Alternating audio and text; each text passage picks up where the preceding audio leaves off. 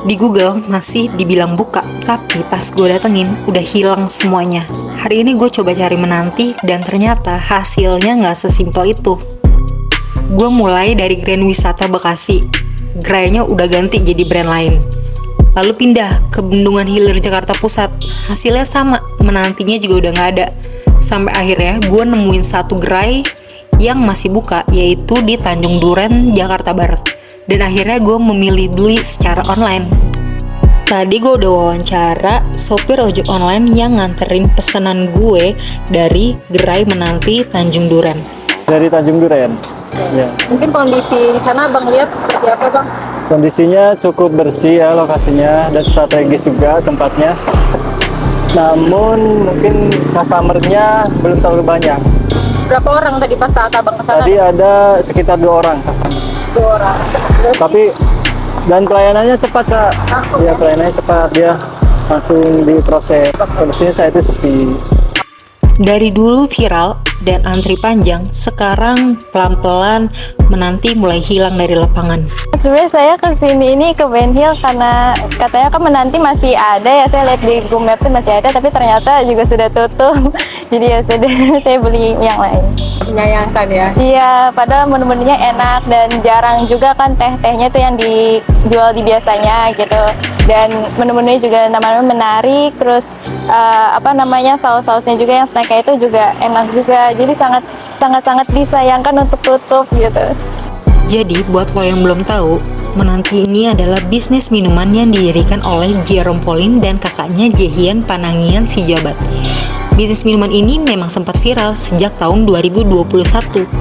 Tapi pada 25 April 2026 mendatang, bisnis ini resmi akan ditutup permanen. Jerome mengungkap bahwa ada sejumlah masalah serius, yaitu mulai dari kesalahan memilih mitra bisnis hingga dugaan kecurangan dalam keuangan dan lemahnya pengawasan internal. Kalau yang kita ngomongin yang kayak viral-viral seperti itu sangat banyak sekali yang memanfaatkan trennya seperti itu. Nah, ini juga mungkin juga apakah itu diperbolehkan ya, sebenarnya boleh-boleh aja gitu ya, karena mereka poin utama dalam jualannya itu kan sebenarnya aspek viral aja gitu ya. Nah, tapi kalau misalnya apakah itu sustainable? Tentu tidak gitu ya. Karena apa? Kalau misalnya misalnya viral udah selesai dan udah turun, diganti lagi, itu kan bisa berpengaruh terhadap, nah kita ngomongin katakan tenaga kerja gitu ya. Terus juga modalnya juga, apakah modal udah balik modal atau belum gitu ya. Dan kita ngomongin aspek sustainability lainnya gitu ya. Terus kriteria partner kita gitu ya, dalam artian ya tentu harus punya satu visi dulu ya, visi dan misi. Jadi tujuannya tuh mungkin tetap harus sama ya. Yang itu mungkin kita bisa breakdown dalam waktu 5 sampai 10 tahun lah gitu ya. Itu minimal harus sama. Misalnya katakan oke, kita mau buat usaha makanan atau minuman yang itu misalnya di daerah tertentu dan kita ingin menjadi makanan itu hits di daerah tertentu tersebut ya. Nah, itu kita harus punya kesamaan visi misi dulu. Karena kalau misalnya dari awal itu tidak ada kesamaan visi misi, ya tentu akan jadi susah ya, istilahnya untuk take off-nya itu akan jadi susah lah gitu ya. Nah, terus yang kedua berkaitan sama gimana sih cara mengontrolnya, sebenarnya gampang Mbak. Kita bisa melakukan katakan rapat bulanan gitu ya.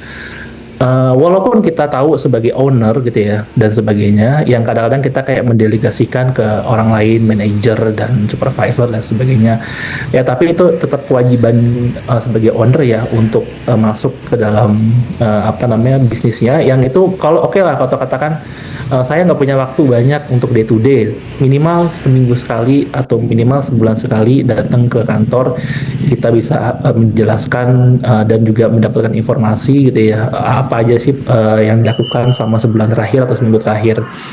Nah, itu memang salah satunya cara ya, karena memang proses monitoring itu ya harus dilakukan gitu ya. Kalau nggak monitoring, ya akhirnya kan jadi blank gitu ya, dan akhirnya ngeblank, nggak tahu keadaan perusahaan seperti apa, ya potensinya bisa katakan terjadi, bisa dibohongi tanda kutip ya sama orang lain dan sebagainya. Dan ini tentu kita tidak inginkan seperti itu. Jadi, kasus ini nunjukin bahwa viral aja nggak cukup buat bikin bisnis ini bertahan. Dari yang dulu antrinya panjang, sampai sekarang tinggal kenangan. Menurut lo, ini salah manajemen atau emang tren bisnis viral selalu berakhir kayak gini? Tulis pendapat lo di komentar dan share pengalaman lo kalau lo pernah cobain menanti.